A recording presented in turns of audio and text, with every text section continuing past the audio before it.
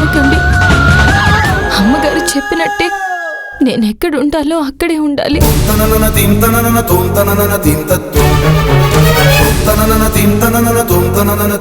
అంతా మర్చిపోయి కళ్ళు నెత్తికెక్కి అమ్మగారిని ఒళ్ళో పడుకోబెట్టుకున్నాను.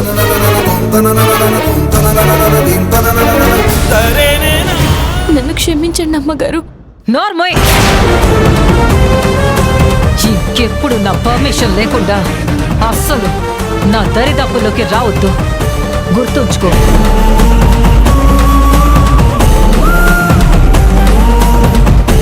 అలాగే అమ్మగారు, మీకు ఇబ్బంది కలిగే పని ఇక ఎప్పటికీ చేయను.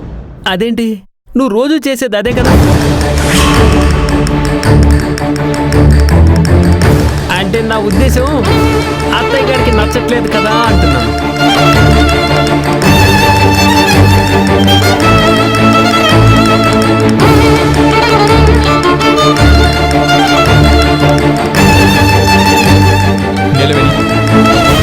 నువ్వు సారీ చెప్పినా నీ మీద జాలి పడే వాళ్ళు ఎవ్వరూ లేరు.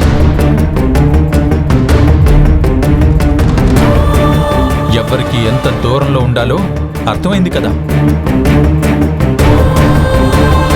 అలాంటి వాళ్ళకి ఆకలితో కడుపు మాడిపోతున్నా పచ్చి మంచినీళ్ళు కూడా ఇవ్వకు. నువ్వు అలా ఉంటేనే కరెక్ట్.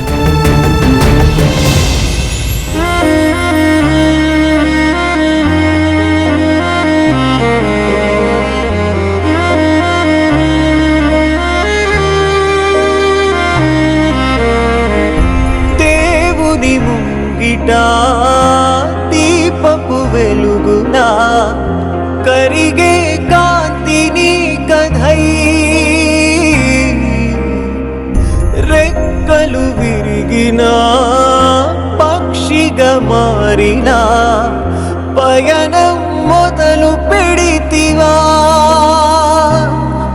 ఈ విషపు నాగులా నట్టింట నీవెలా నూరేళ్ల కాపురం చేస్తావు ప్రాణమా.